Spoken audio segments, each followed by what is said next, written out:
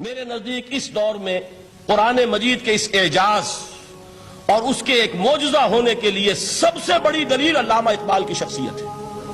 وجہ کیا ہے کہ علامہ اقبال علماء کے طبقے میں سے نہیں تھے۔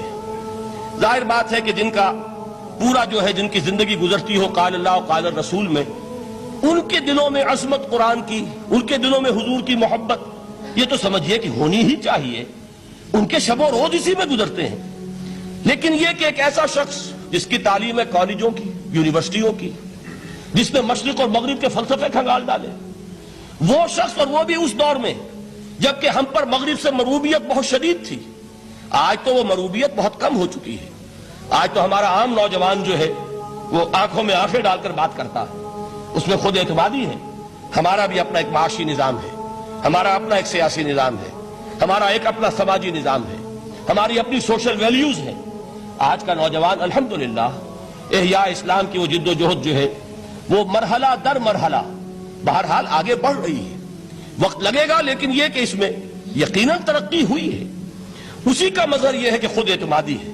We have confidence۔ ہم جانتے ہیں کہ اسلام ایک دین ہے، مکمل دین ہے، اس کے پاس زندگی کے تمام مسائل کا حل ہے۔ لیکن یہ ہے آج 1985 کی بات۔ علامہ اقبال اس صدی کے آغاز میں گئے ہیں یورپ، جبکہ ہم محکوم تھے انگریز کے۔ ایک حاکم قوم کے ہاں جا کر اس سے مروبیت کتنی شدید اس وقت تھی، جو جاتا تھا اکثر و بیشتر واپس آتا تھا تو کھڑے ہو کر پیشاب کرنا ضروری سمجھتا تھا، اس لیے کہ اس نے وہاں پر لوگوں کو یہی کرتے دیکھا۔ ان کا لباس، ان کی وضاقت، ان کی تہذیب، ان کا تمدن، ہر طرح سے ان کے گن گاتا ہوا، ان کے لیے وہ بہت قصیدے تعریف کے کہتا ہوا آتا تھا۔ لیکن ایک علامہ اقبال کی شخصیت وہ ہے کہ وہ یہ خود کہتے ہیں کہ میں اس آگ میں ڈالا گیا ہوں مثل خلیل، مغربی تہذیب کے اس الاؤ میں مجھے اس طرح ڈالا اللہ نے جیسے کہ حضرت ابراہیم کو آگ میں ڈلوایا۔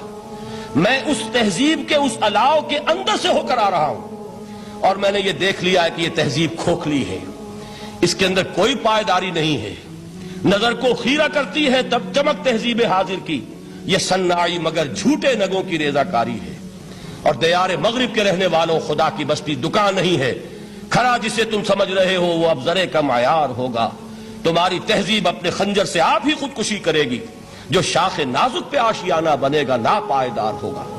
اب آپ اندازہ کیجئے وہ شخص جو بنیادی طور پر فلسفی ہے، فلسفے کا طالب علم ہے، وہ جرمنی اور انگلستان میں جا کر فلسفے کھنگالنے کے بعد اسے اگر تسکین حاصل ہوئی، اس کے جو علم کی پیاس تھی اگر اسے سیری حاصل ہوئی تو صرف قرآن کے ذریعے سے۔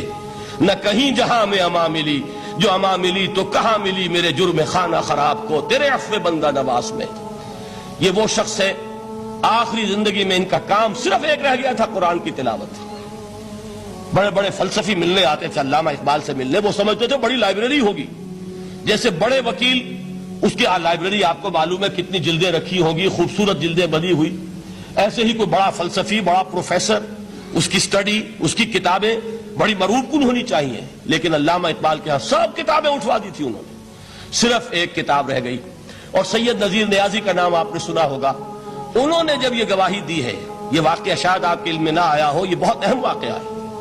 وہ یہ لکھتے ہیں کہ میں نے ایک مرتبہ علامہ سے پوچھا کہ کچھ لوگ اعتراض کرتے ہیں یا یہ خیال ظاہر کرتے ہیں کہ آپ نے اپنا فلسفہ خودی نیٹشے سے لیا ہے، کوئی کہتا فلاں سے لیا ہے، کوئی کہتا فلاں سے لیا ہے، کچھ آپ خود بتا سکیں گے کہ آپ کے فلسفہ خودی کی سورس کیا ہے؟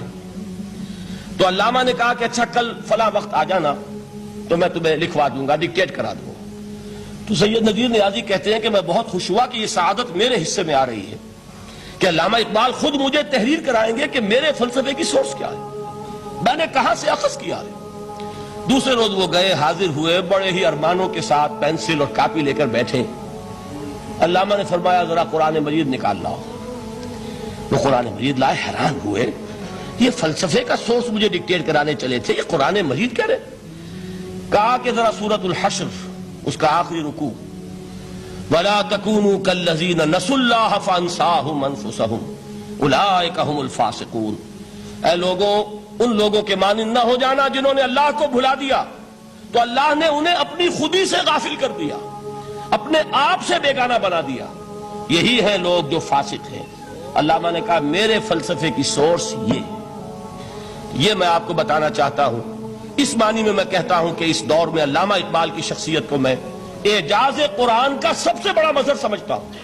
ایک شخص 20ویں صدی عیسوی کی شخصیت، اور پھر یہ کہ وہ کہیں مسجد اور کسی مدرسے کے ماحول میں پلا بڑھا نہیں ہے، بلکہ اسکولوں اور کالجوں میں اور یونیورسٹیوں میں، اور صرف ہندوستان میں نہیں، انگلستان اور جرمنی کی یونیورسٹیوں میں رہا، جس نے اپنا لوہا منوایا ہے. وہ شخص اگر یہ کہتا ہے کہ میرے لیے فکر کی بنیاد، میرے فلسفے کی سورس، میری تمام سوچ کی رہنمائی جو ہے وہ اس کتاب نے کی ہے، تو معلوم ہوا کہ واقعتاً یہ قرآن مجید آج بھی معجزہ ہے.